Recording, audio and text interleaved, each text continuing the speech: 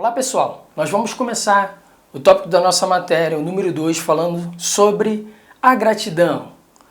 E o nosso tópico é gratos antes e depois. A base da nossa matéria é falando sobre gratidão e considerando os aspectos da oferta de manjares. E nessa matéria nós vamos falar de forma específica, nesse ponto da matéria, sobre a farinha.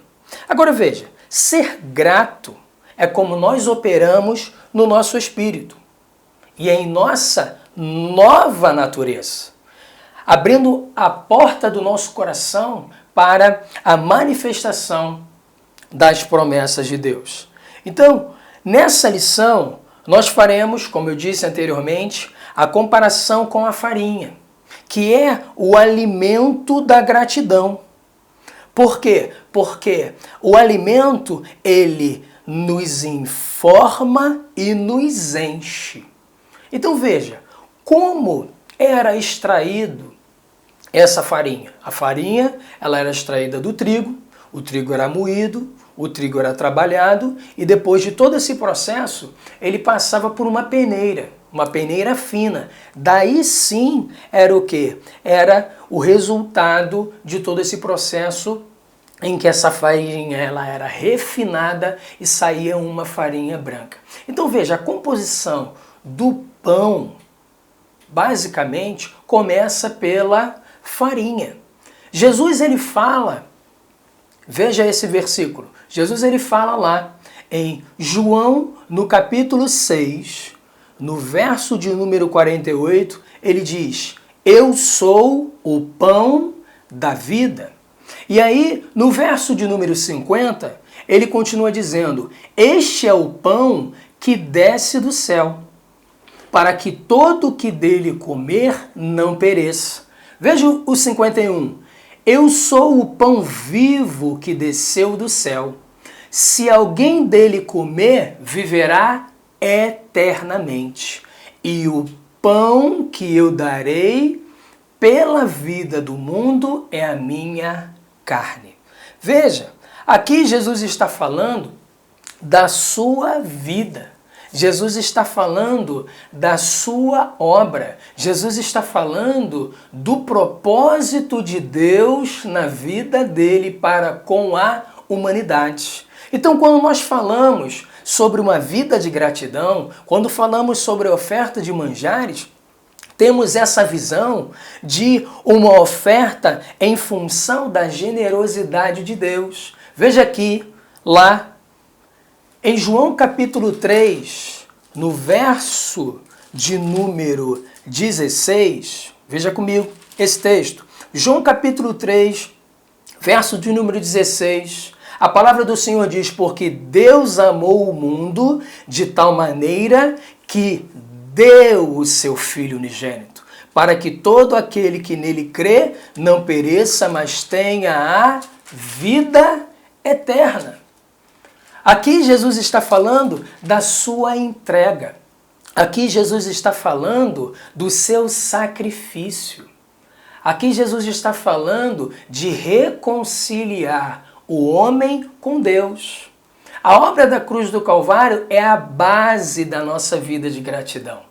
Jesus, ele quando vai à cruz do Calvário, morre e ao terceiro dia ele ressuscita, não foi somente para livrar o homem, tirar o homem do pecado, mas foi para trazer o céu até nós. Trazer a vida, trazer a reconciliação, trazer a comunhão, trazer de volta o relacionamento, aquilo que foi quebrado lá no início com Adão por conta do pecado. Jesus vem para estabelecer de uma forma definitiva essa obra de redenção, essa obra de restauração, essa obra de reconciliação. E uma pergunta que eu quero fazer para você é essa: você gostaria de saber como aumentar a sua capacidade de receber de Deus? De se alimentar desse pão? De viver por essa verdade? De ser instruído por essa palavra? De ser orientado e de ser conduzido?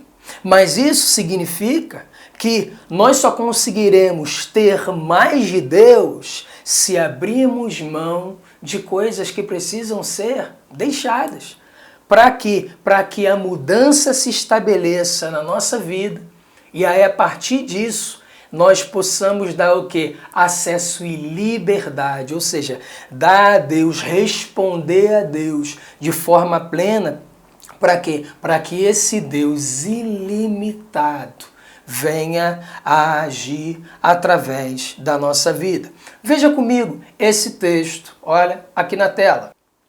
Quantas vezes se rebelaram contra ele no deserto e na solidão o provocaram. Verso 41 diz, tornaram a tentar a Deus, agravaram o santo de Israel. Aqui o salmista está falando de um período do povo de Deus, depois de ter passado por grandes livramentos, depois de ter passado por grandes milagres, por ter visto os prodígios, maravilhas, esse povo em algum momento da sua trajetória, esse povo se colocou em uma posição de reclamação, em uma posição de murmuração. E murmuração e reclamação limita o agir de Deus na nossa vida. Você se lembra da pergunta que eu fiz? Se você gostaria de saber como aumentar a sua capacidade de receber? Então, para que nós possamos aumentar a nossa capacidade de receber de Deus, é necessário que a gente abra o nosso coração e comece a declarar e a lembrar e a falar, a declarar a respeito dos feitos do Senhor, a respeito da sua obra, a respeito do seu favor, a respeito da obra da cruz do Calvário que nos reconciliou com Deus. Por isso que nessa matéria, quando se fala de gratidão, fala de oferta de manjares, que é justamente essa oferta de gratidão em relação à generosidade que nós temos para com Deus. E o povo de Deus ele foi assistido em todo o tempo da sua jornada, mas em um momento as pessoas pararam de falar, pararam de adorar, pararam de declarar quem Deus é e abriram espaço no seu coração para a murmuração, abriram espaço no seu coração para as reclamações. Então veja que no verso de número 40 do Salmo de número 78, diz assim, quantas vezes eles se rebelaram. E essa palavra rebelar tem como definição quantas vezes eles desobedeceram a Deus na sua jornada no seu deserto. E na sua solidão eles provocaram, eles desagradaram a Deus. E tornaram a tentar a Deus e agravaram o Santo de Israel. Essa palavra agravar fala limitar. Eles limitaram Deus com o que eles falavam. Então, a murmuração, a reclamação são o que? Declarações que limitam, que impedem o agir de Deus na nossa vida. O agir de Deus para que nós possamos avançar, expandir na nossa vida espiritual. Agora, isso também mostra um outro lado.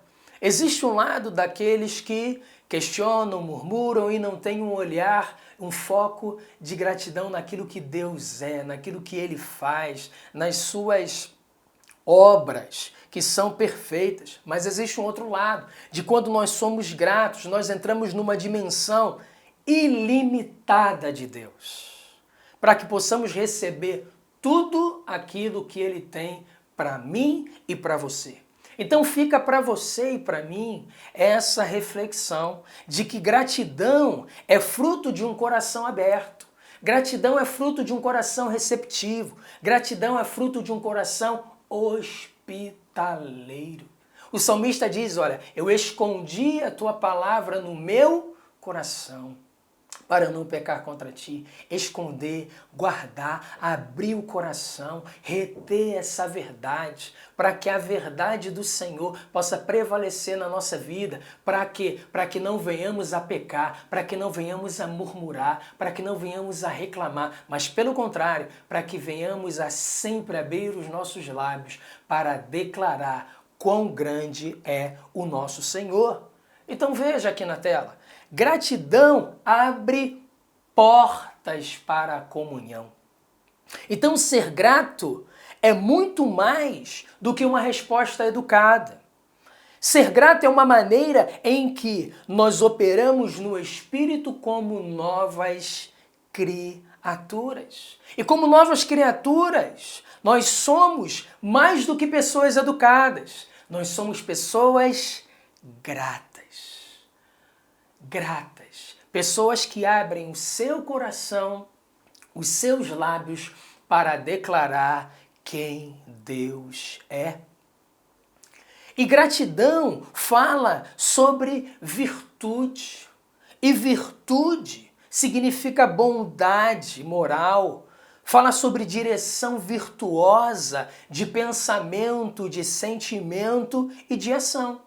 Agora veja, quando nós somos gratos, nós temos um posicionamento para receber de Deus. E essa virtude que está imputada na gratidão, nos leva a receber de Deus.